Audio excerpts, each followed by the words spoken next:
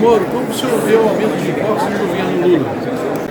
O próprio governo diz que ele só funciona se arrecadar mais 150 bilhões de reais para preencher o orçamento. Acho que o Tiradentes deu o exemplo. Nós não podemos aceitar passivamente aumento de imposto para gastos desnecessários do O Flávio Dino entrou com o projeto de lei para combater fake news na internet. Como o senhor vê isso? Acho que o que nós temos hoje é um governo, por exemplo, querendo regular as redes sociais. Eu concordo que tirar das redes sociais a imprensa, de diálogos, ameaças, incitação à violência, isso é importante. Agora, controlar desinformação é complexo, porque quem vai dizer o que é verdade e o que é falso? Veja que nós temos um presidente que disse há pouco, gerando até um constrangimento internacional, que a Ucrânia era culpada por ter sido invadida pela Rússia, que a Ucrânia era culpada pela guerra. O presidente que falou recentemente que o plano do PCC para me matar e sequestrar minha família era uma armação minha. Um governo que escondeu os vídeos e as imagens daquilo que aconteceu no Planalto no 8 de janeiro, que ontem estarreceu o país quando essas imagens foram divulgadas pela CNN ontem, quando foram divulgadas pela CNN. Um governo que esconde fatos, um governo que mente sobre os fatos. Como que nós vamos confiar num governo desse para dizer o que é fake news, o que é verdade, o que é mentira, o que é desinformação? E veja que na próxima semana há um desejo desse governo de votar um projeto de lei na Câmara dos Deputados que pretende atribuir a um órgão a ser criado pelo Poder Executivo o que vem a ser verdade e o que vem a ser mentira nas redes sociais. Eu sou absolutamente contra. E aqui nós temos o exemplo de Tiradentes. Tiradentes vivia numa época que o governo português, hoje, claro, uma nação amiga, Portugal, mas o governo português queria controlar aquilo que os brasileiros podiam falar, aquilo que os brasileiros podiam ler. E lutou também contra esse aumento de imposto daquela época, o tal do quinto, e hoje nós temos um governo que quer ainda mais em cima dos nossos bolsos para preencher os seus gastos, para lotear partidariamente estatais. A luta pela liberdade de Tiradentes permanece viva. Só leitura sobre a possibilidade de CPMI. A CPMI se tornou inevitável desde essa semana. E é importante dizer o seguinte, a CPMI não é para dizer que a violência não é reprovável. Ninguém concorda com a invasão ou depredação daquilo que aconteceu no 8 de janeiro.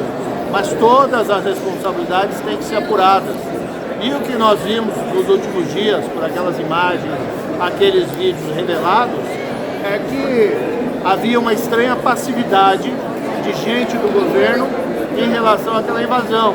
E dois, o que é mais preocupante, por que o governo federal escondeu esses vídeos desde 8 de janeiro? Que foi um pedido pela Câmara dos Deputados, foi pedido pela Câmara Distrital. Como é que em 100 dias de investigação a Polícia Federal não conseguiu identificar a presença do ministro do GSI dentro do Palácio do Planalto?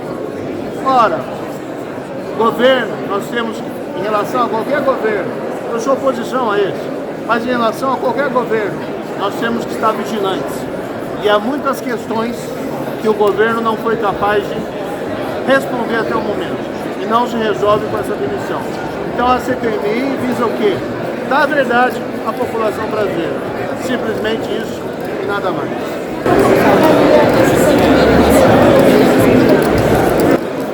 Olha, eu tenho uma opinião muito ruim. Vou fazer o meu disclaimer, que eu estou na oposição.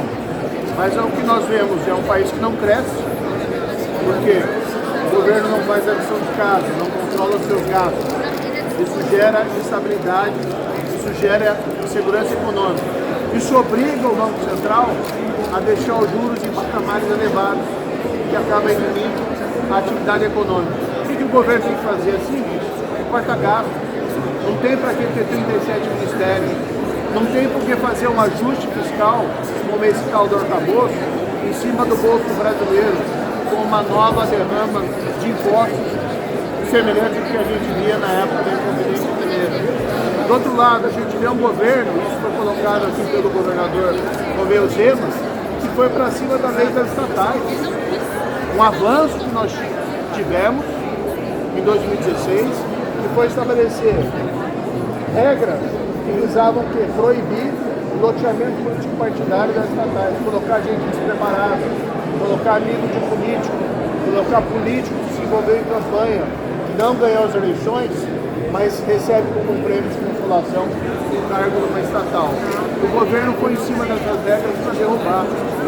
Abre as portas para aquilo que a gente viu no passado, no Petrolão, que é a volta da corrupção desenfreada. O presidente da República, que a cada viagem internacional tem nos embaraçado, tem nos envergonhado. O presidente da República que vai na China provocar os Estados Unidos. Temos que manter boas relações com a China. Sim, isso é importante, mas não à custa dos nossos outros aliados. Não existe nenhum motivo para ir à China falar mal dos Estados Unidos. Não existe nenhum motivo para dar declarações desastrosas no sentido de que a Ucrânia é responsável pela guerra. Então, a minha avaliação dos 100 dias é, infelizmente, muito ruim.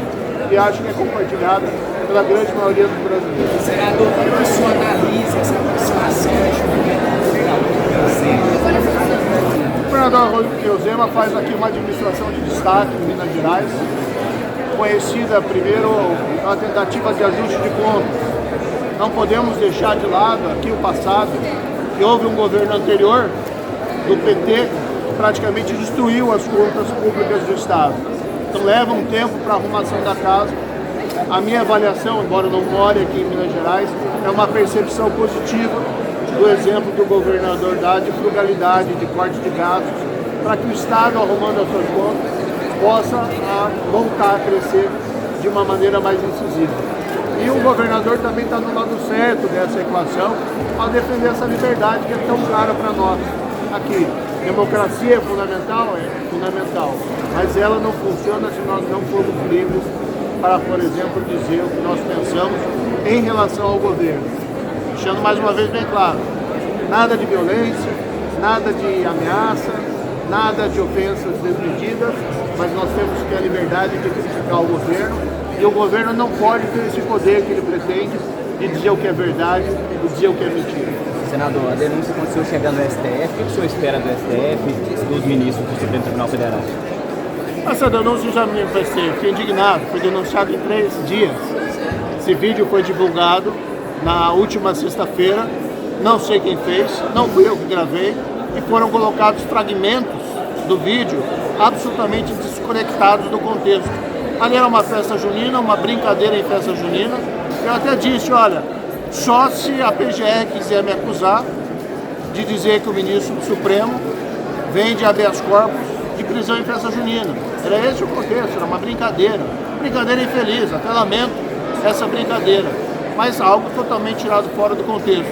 Agora, o que me espanta é em 3 dias sem eu ter sido ouvido, eu sou denunciado por calúnia com afirmações falsas de que eu teria divulgado o vídeo, de que eu teria gravado o vídeo, e sequer a denúncia especifica a data, a hora, o local dos fatos. Ora, nós atropelamos assim o devido processo legal, o Estado de Direito foi jogado para fora, no sentido que a gente tem um senador denunciado em 3 dias, sem sequer ter sido ouvido. E se nós vamos ouvir os grandes especialistas, o que eles dizem? Não tem calúnia, que depende da imputação de um fato determinado. Não existe também ofensa, porque aquilo foi a título de brincadeira, não havia nenhuma intenção de divulgar aqueles textos. Eu confio na Justiça, eu respeito o Supremo Tribunal Federal, eu tenho críticas ao Supremo Tribunal Federal, assim como já fiz elogios, tenho pontuais críticas, por exemplo, em relação à prisão em segunda instância, mas eu sempre tratei os ministros com absoluto respeito e deferência. E esse é a percepção que os ministros têm em relação à minha pessoa. Ali foi uma declaração infeliz, não justificava de forma nenhuma essa acusação, e claro, eu vou lutar. E quando você luta pela sua liberdade, quando você luta pelos seus direitos, de certa forma você está lutando também pela liberdade e pelos direitos de todas as pessoas. Esse, inclusive, é um exemplo de Tiradentes. Buscava aqui lutar pela liberdade dele e trabalhar pela liberdade do país.